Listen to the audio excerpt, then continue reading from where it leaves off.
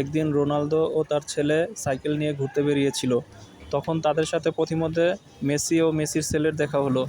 মেসিরা তাদের super bike নিয়ে বেরিয়েছিল। রোনালদো আর তার ছেলে তা দেখে অবাক হয়ে গেল, কারণ তারা এত সুন্দর সুপার বাইক এর আগে কখনো দেখে নাই। তো এরপর রোনালদো ও তার ছেলের খুব মন খারাপ হলো, কারণ তাদের কাছে ছিল সামান্য একটি সাইকেল আর মেসিদের কাছে ছিল সুপার বাইক। তখন তারা মন খারাপ করে বাড়ির দিকে যেতে শুরু করলো। তখন তারা বাড়ির দিকে চলে গেল। রোনালদোর মন তখন খুবই খারাপ ছিল। সে তখন বারবার ভাবতেছিল, এরকম একটা যদি সুপার বাইক তাদের হইতো তাহলে কতই না ভালো হইতো। এমতো অবস্থায় রোনালদোর ছেলে ঘুমিয়ে পড়ল। তখন রোনালদো হঠাৎ করে একটা জাদুর মাস্ক পেয়ে গেল। এই জাদুর মাস্ক নিয়ে তখন রোনালদো খুব খুশি হলো এবং এই মাস্কটি পরে তখন রোনালদো এক দৌড়ে মেসিদের প্রাসাদে যাওয়া শুরু করলো।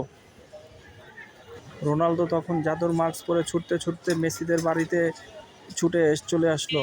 তখন রোনালদো খুঁজতেছিল মেসিরা কোন ঘরে ঘুমায়। তখন রোনালদো খুঁজতে তখন মেসিদেরকে খুঁজতেছিল মেসিরা এখন কোন ঘরে আছে। তখন রোনালদো চুপি সরে মেসিদের ঘরে আসলো। তখন দেখলো মেসির ছেলে ঘুমাচ্ছে। মেসির হাত থেকে রোনালদো ওই স্বর্ণের চাবিটি নিয়ে নিল। এই স্বর্ণের চাবিটি ছিল গুপ্তধনের খাজানার চাবি। এই খাজানার চাবিটি দিয়ে রোনালদো তখন সিন্দুকের তালা খুলে ফেললো এবং এই সিন্দুক থেকে অনেকগুলো ড্রাগন ফল, হ্যাঁ বন্ধুরা, ড্রাগন ফল রোনালদো নিয়ে নিল।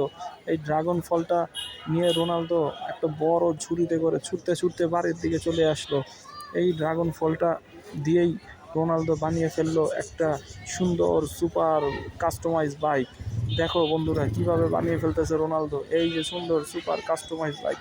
এই কাস্টমাইজ বাইকের উপরে রোনালদো তখন গোল্ডেন স্প্রে করা শুরু করলো এবং বাইকটা অনেক আকর্ষণীয় দেখতে মনে হচ্ছিল। তখন রোনালদো তার ছেলেকে ডাকলো এবং ছেলেটা এসে তো অবাক হয়ে গেল এবং বাবার প্রতি অনেক খুশি হলো। তখন বাবা ছেলে অনেক খুশি হলো এবং এই সুপার বাইকটি নিয়ে তারা একদিন ঘুরতে বেরোলো।